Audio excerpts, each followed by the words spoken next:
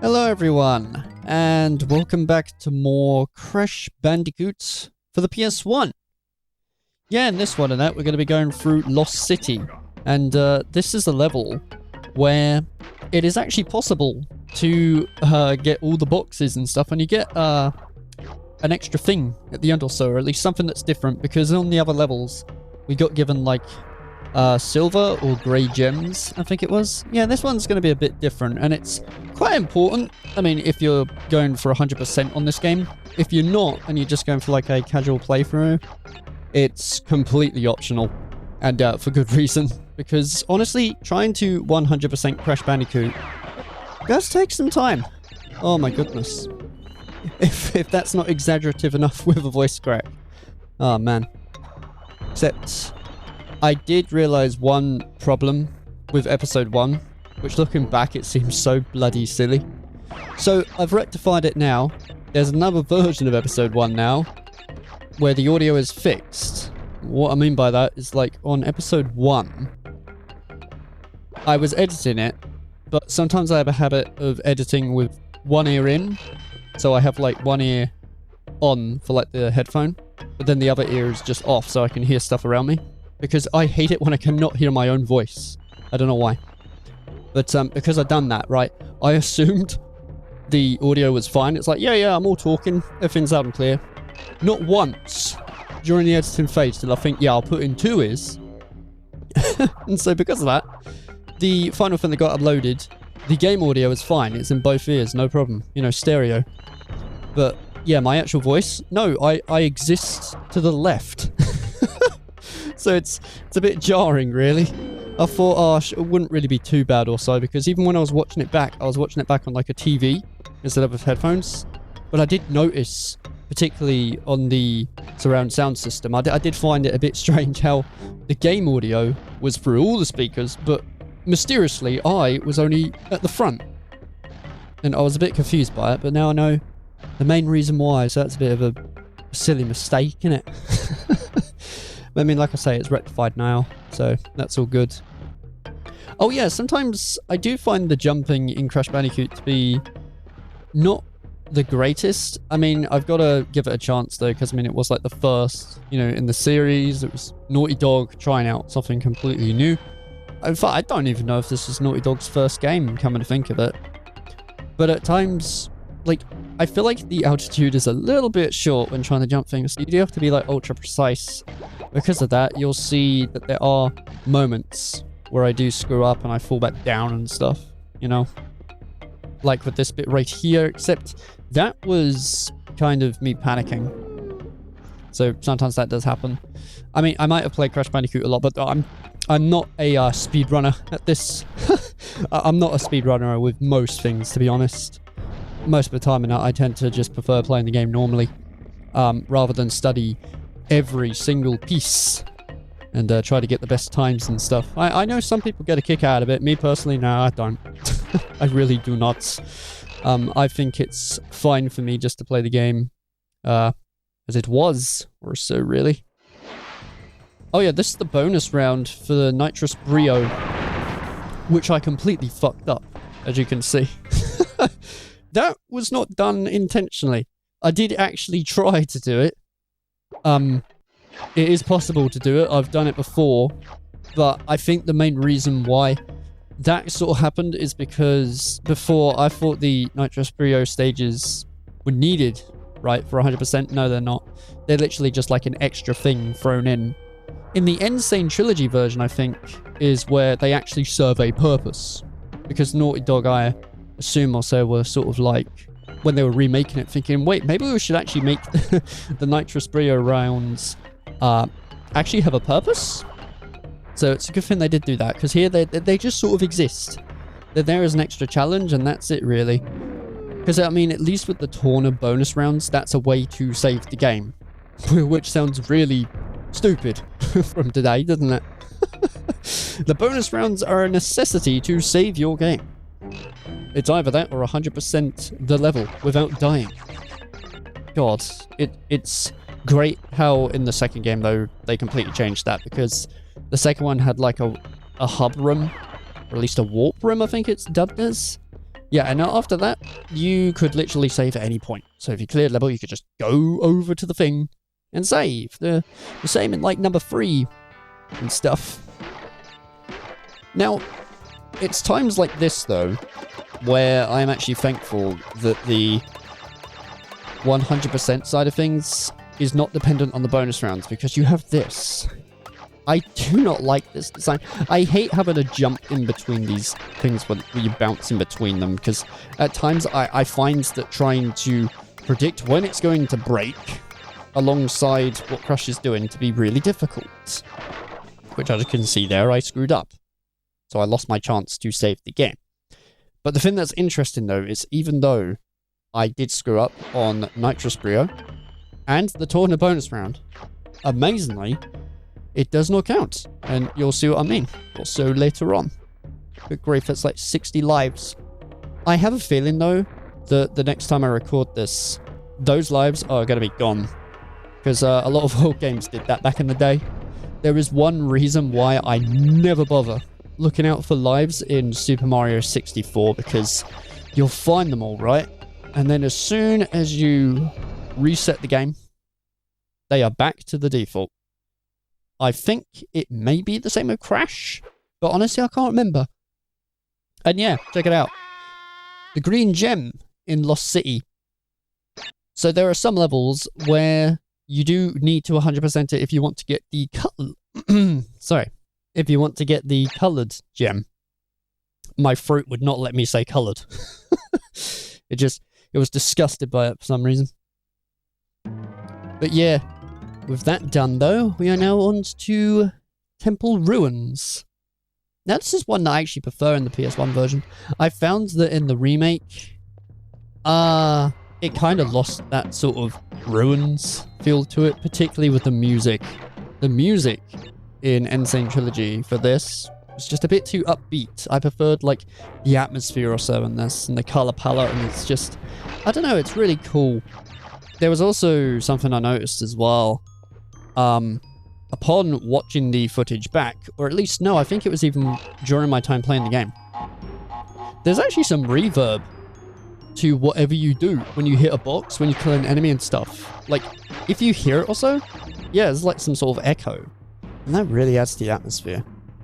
I can't remember if you can actually hear that in the remake.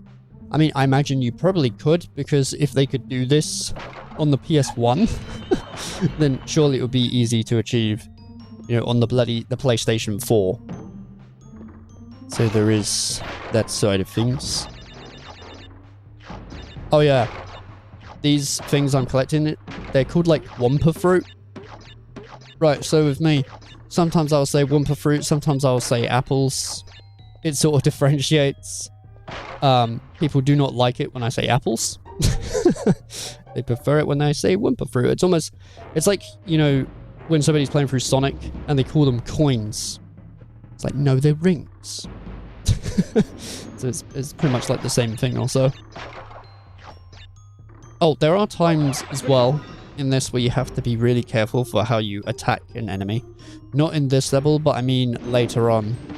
It's parts like that where the design of Crash Bandicoot is a bit strange, but again, I don't think it's the worst thing ever. Oh, and that's the first like actual death where you see the death animation. All the other times I've sort of just like fallen down or fell in the water or something. If you get hit by an enemy, yeah, that's what happens. That's the death animation. In number 2 and 3, they went all out on the death animations and created some really unique ones. But the first one just has that, and I don't know if it has any other ones actually. I mean, I know Crash Bandicoot has some idle animations, but other than that, that was it really. But it was a massive achievement back then. I don't think it really mattered. Really, also trying to push something like this on the PlayStation was huge. I mentioned this though in the last episode. Because at times when you stand still and stuff, he doesn't really do much.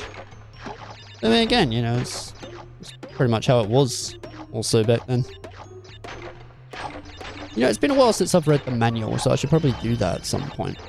Because I'm always like keen to see like the story for what the game's actually telling you and stuff. Like, I did the same thing, actually, where when I streamed the Metroid series. I say series as if, like, it's done. It isn't. To this day, actually, I'm still currently doing Super Metroid for the SNES.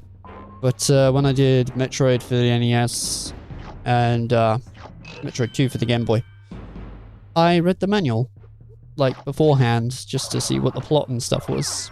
It's fascinating, actually, that for Metroid NES, the manual states that Samus is a he, saying he is the best bounty hunter. He does this, he does that. And the mystery behind it was, when you beat the game and that, you realize that Samus was a woman all along. But I don't know if it mentioned that also in, like, the second one and such. Metroid 2 really surprised me, to be honest, honestly. Going from NES to Metroid 2 was quite a big jump, to be honest. They rectified a lot of stuff at the NES Metroid. Because number 2 had so much things on it that made it a bit more of an enjoyable experience. Now, I'm not saying the original Metroid NES is bad. It isn't. I still had my fun time with it. But yeah, you need a map. You need a map to know where you are, because there's so many parts where it looks the same. So there is that. Whereas number 2, you somewhat can get lost in places, but I most of the time figured out where I was going, as long as you remember where you last went, because then there's no confusion. That, and I also reminded myself as well that because it's a Game Boy game, it means that, like, the world isn't going to be overwhelming. It's going to be big, but it ain't going to be overwhelming, because it's going to be like a small game, you know? Right, so this is either Road to Nowhere or High Road. It displayed it earlier, but I forgot what it said. There are 2 methods to getting past this. Most people tend to use the rope technique, which I just showed there, where if you jump on top of it, you can just sort of run across it and just cheese the whole level. But I find personally that you don't really learn a lot from that, so for this playthrough, I done it the proper way, really, showing you how to time your jumps and stuff. The thing is, a lot of people really hate this level. They loathe it. I'm one of those weirdos where I don't mind levels like this, because honestly, it's all about really understanding the weight for how Crash is when you jump, and how far you can go, and how long you need to press the up button for, and how to balance yourself. It's a good way to sort of understand, you know, the physics, and how it reacts also to the controller. Again, it's not going to be something you can just one-shot, although some people might be able to do it. But it takes a bit of getting used to. And that's why, you know, to this day, I basically just do this. It just takes practice, really. Which is strange, because it's often a bit jarring to start with, but then it just gets natural. It's also strange that Aku Aku doesn't speak in this. I mean, he does have text box or so in the Japanese version, like I said in one of the other episodes. But yeah, for this, it's just nothing, really. I mean, he does say, Rudiger. I can never understand what the bloody hell he says, though, when he takes a hit. In all my years of playing Crash, nope, still not a bloody clue. To be honest, I thought it was, Rudiger, right? But it's actually Rutabaga. So that's fascinating to know. Is that all 3 Torna tokens? Yeah, it is. Cool. I had to bear that in mind, because, see, where I'm playing this, like, on a PS1, it means that saving is as crucial. So there's no, like, save states or anything, so I've got to try and remember whereabouts it will be that I last saved this. And it looks like I must have saved this also on the High Road. Or the Road to Nowhere, or whatever the bloody hell this level's called. It's the one with the bridge. That's what I'll say. Because the problem is that after that, I tried to go a bit further, but then I realized that was my play session done. So then I just stopped. And I'm pretty sure the next level after this, it didn't save, because I couldn't get all the boxes and there weren't any bloody Torna tokens. That's the thing that kind of sucks. So most of the time when it's your first time through Crash, that's where it's a little bit annoying. Because you'll get through a level, and it won't just be a sigh of relief like, yeah, I done it. It's like, yeah, but can I save? The question of can I save is often a bad thing, you know? I mean, sure, it was kind of like that with DKC and stuff, with like the snow levels, but that was a lot later. I thought the saving was quite fair most of the time. And that's it for episode 3. Yeah, so I'll see you lot in episode 4 of Crash Bandicoot.